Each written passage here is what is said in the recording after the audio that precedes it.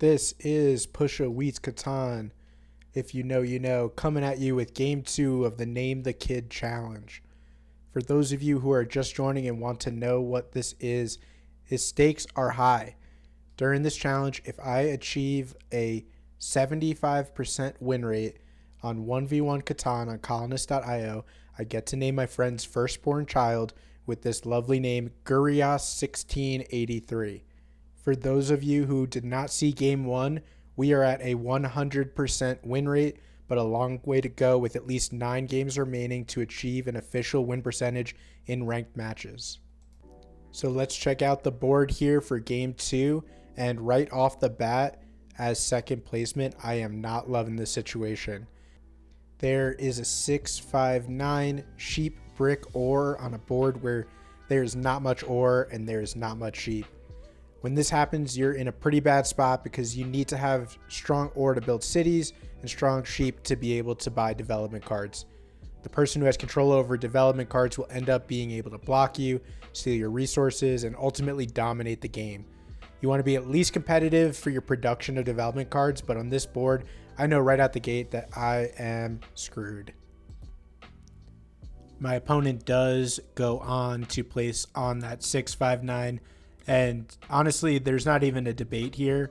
This is obviously the strongest spot on the board. And so my opponent is nice enough to point that out as I place my first settlement, that there is, in fact, a big difference between our places. My thought process here is that I want to at least get some sheep and some ore with what's remaining, and then build towards those wheat positions. So the 8-4-3, the 11-4-5, and hopefully the 6-2-9, as well as getting that wheat port so that I am set up to trade in those resources and make up for the lost ore. But immediately, my plans for the strong wheat are destroyed when my opponent picks up on the 6 wheat, giving him the strongest ore wheat sheep and the strongest road building materials. It's almost hard to watch this back as I'm seeing how badly I placed, but I at least try to be a good sport in the chat here, and I wait for my destruction. The only hope that I have is that I can use my strong road building capabilities to quickly get across the board and place settlements that cut off my opponent. That way they can't get longest road easily. So my first road is one that does separate his 2 settlements and gives me a shot at doubling my brick production along with the strong wood that's coming from the 8. But once again, I am totally wrecked when my opponent places 2 roads defensively and settles on the 5. At this point, I am completely without hope. But anything can happen in 1v1, so I do keep going. Obviously, I'm not going to resign any games during this challenge, and so I am just going to keep playing this out and see what happens. That is until my opponent cuts me off and makes it so that I wasted 2 roads in that direction. That is not good because our strategy of cutting him off and making sure that he can't build road is completely ruined at this point. So spirits are low. I do settle, and over the next couple of turns, I do get enough resources to build a city with very low ore production, which is a positive because it will improve my road building and it gets a big milestone out of the way.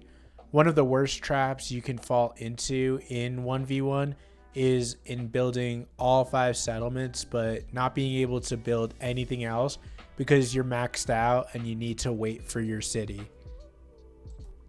You can see that my opponent actually does fall into this, but this is one of the rare times that it doesn't matter because my opponent already has largest army, longest road, and the strongest ore and wheat production, so it is only a matter of time before Nego can build the first city and more, which he does here. You can already see that.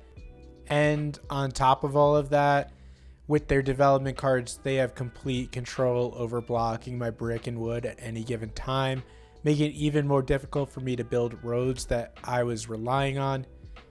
I also ended up getting 2 victory points from the development cards that I bought, which is sometimes a hindrance to progress. Obviously, you want VPs, but when you get those as the first 2 instead of a Year of Plenty and a Knight and a Monopoly or road building, anything that really could have helped me out, it's a hindrance to the progress that you can make.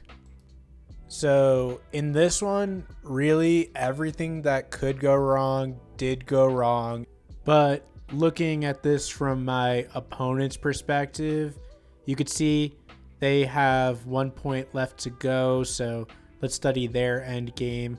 They already have 5 settlements out there, so you know they can't do that.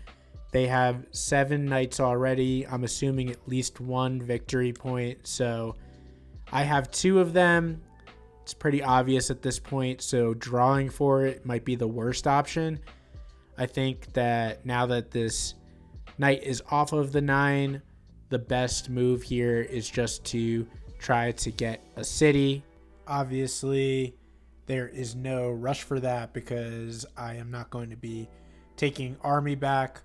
Actually, with over 7 knights, it's impossible for me to do that.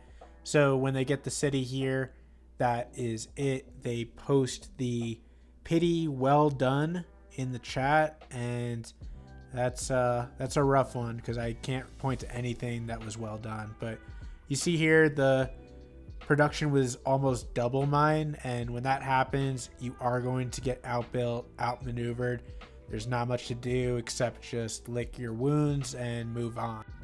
So as far as the challenge goes, obviously this is not the ideal start. I'm now down to 1 out of 2 wins, or a 50% win rate.